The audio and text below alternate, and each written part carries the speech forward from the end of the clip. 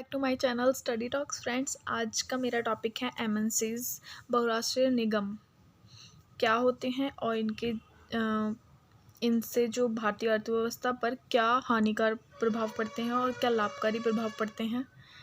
दोनों मैंने बताए हैं, एडवांटेजेस एंड डिसएडवांटेज दोनों।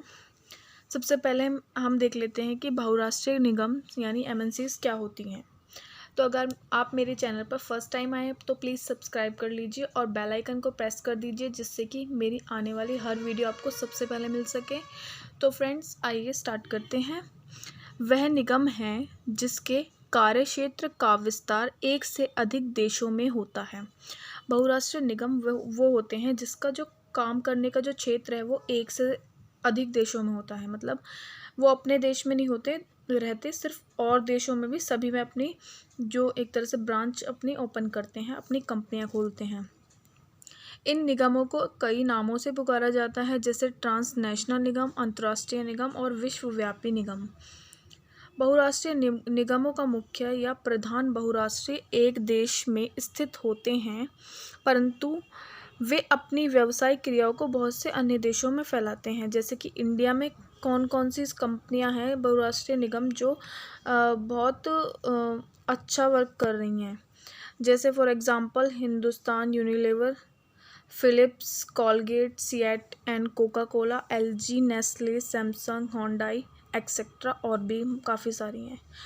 तो ये दूसरे देशों में क्यों आती हैं? अपने प्रॉफिट के लिए आती हैं, जिससे कि दूसरे देश के जो लोग हैं उनकी चीज़ों को परचेज करें।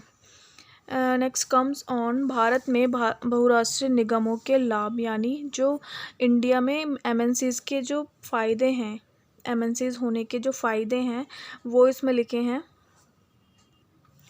फर्स्ट इसका बेनिफिट जो है पूंजी की उपलब्धता, अवेलेबिलिटी ऑफ कैपिटल। भारत जैसे अल्पविकसित देशों की पूंजी दुर्लभता की समस्या को हल करने के लिए एमएनसीज बहुत महत्वपूर्ण भूमिका निभाती हैं।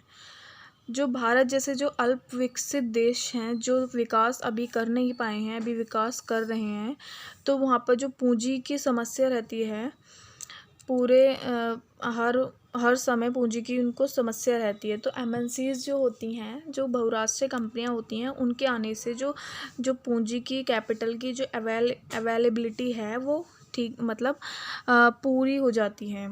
कमी उसको पूरी करते हैं ये पूंजी की कमी को। नेक्स्ट इज आधुनिक प्रौद्योगिकी और प्रबंध की उपलब्धता। बहुराष्ट्रीय निगमों द्वारा विदेशी पूंजी के प्रवाह के साथ आधुनिक प्रौद्योगिकी तथा प्रबंधीय कौशल प्रवाहित होते हैं। इसके कारण उत्पादकता में वृद्धि होती है और साधनों को इष्टतः प्रयोग होता है साधनों का।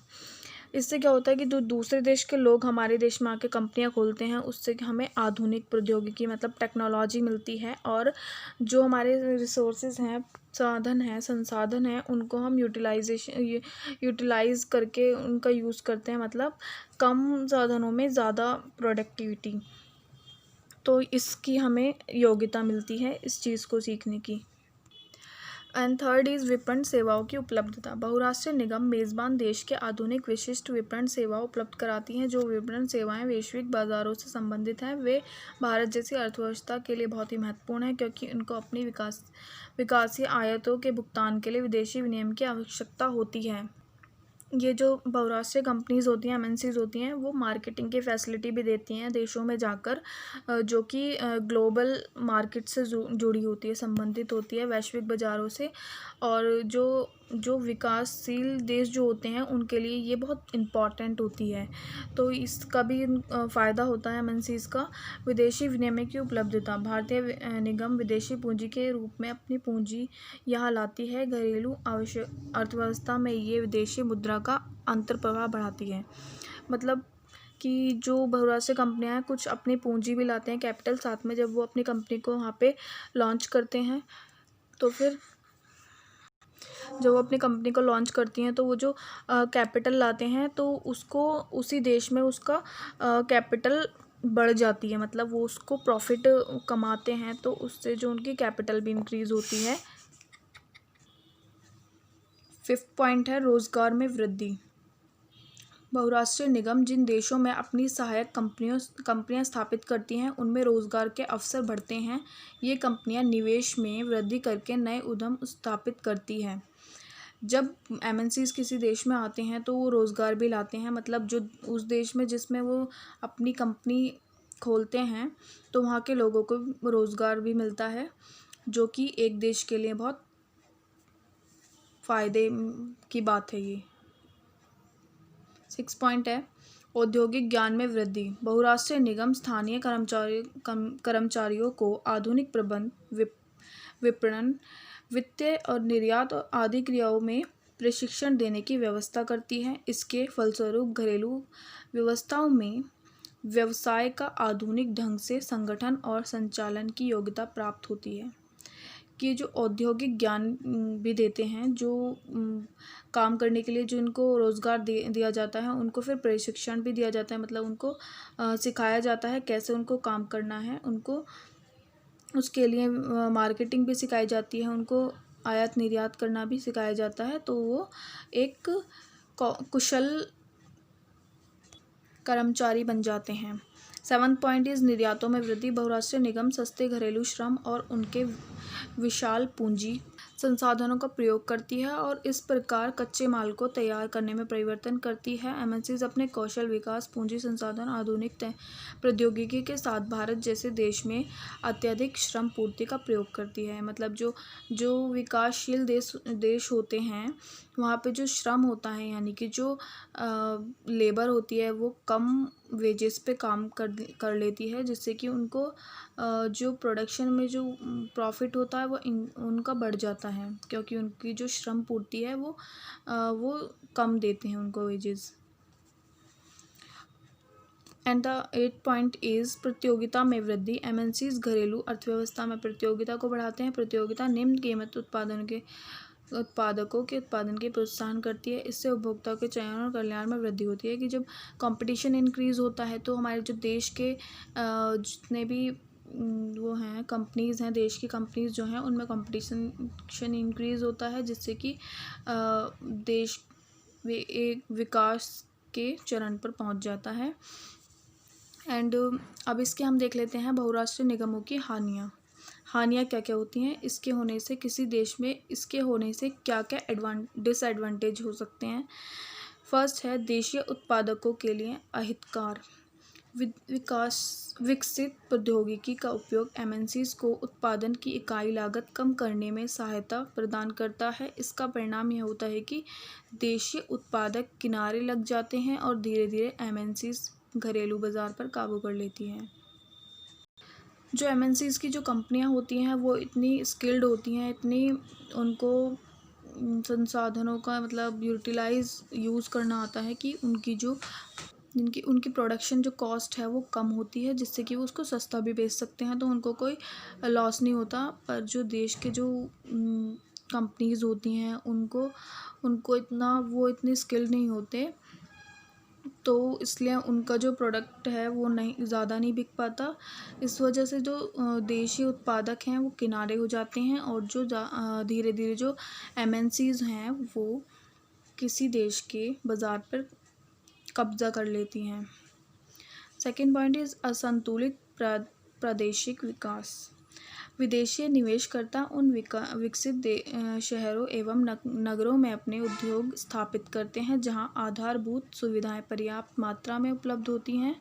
ये इस कारण से विकास केवल शहरी क्षेत्रों तक ही सीमित रहता है, पिछड़े प्रदेशों तक नहीं पहुंच पाता। तो अगर ये किसी देश में आ जाती हैं तो ये सभी उस देश के जो डेवलप्ड एरिया होता है, जहाँ पूरी तरह से सभी चीज़ें पर्याप्त मात्रा में होती हैं, जैसे कि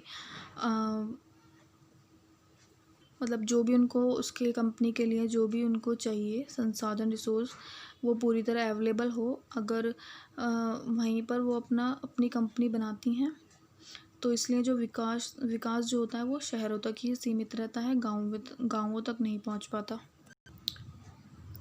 थर्ड पॉइंट इज़ कर से बचना।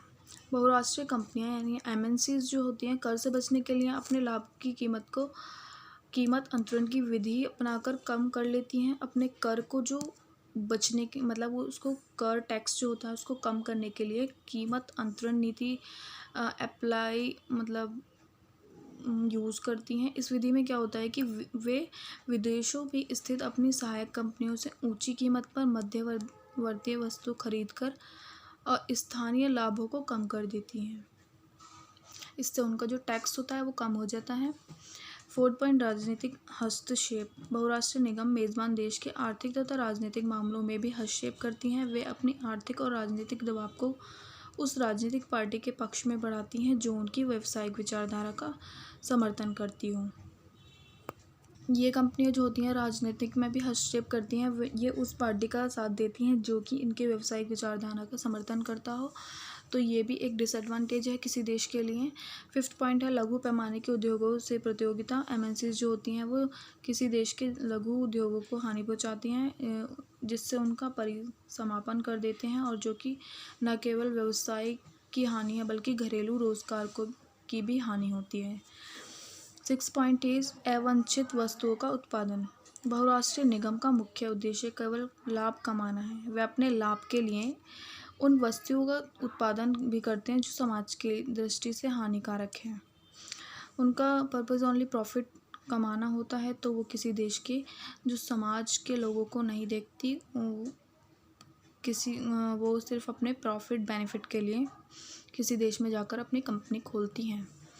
And the last point is प्रतिभा पलायन की समस्या। बहुराष्ट्रीय निगम अक्सर योग्य और कुशल व्यक्तियों को मेज़बान देश में भर्ती करती है। मतलब जो किसी देश के जो अच्छे स्किल्ड लोग होते हैं उनको अपनी कंपनी में अच्छी पोस्ट दे देते हैं, और इन व्यक्तियों को अक्सर अच्छी पोस्टिंग दे देती जाती है, और उसके बाद जो कंपनी जिस देश की वो कंपनी होती है फिर वो उसको अपने देश में जाके उसको ट्रांसफ़र कर देते हैं, जिससे कि किसी देश के जो प्रतिभा संपन्न व्यक्ति होते हैं वो उनका प्रतिभा पलायन यानी उनका ब्रेन वॉश कर दिया जाता है और वो अपने देश को छोड़कर दूसरे देश में चले जाते हैं।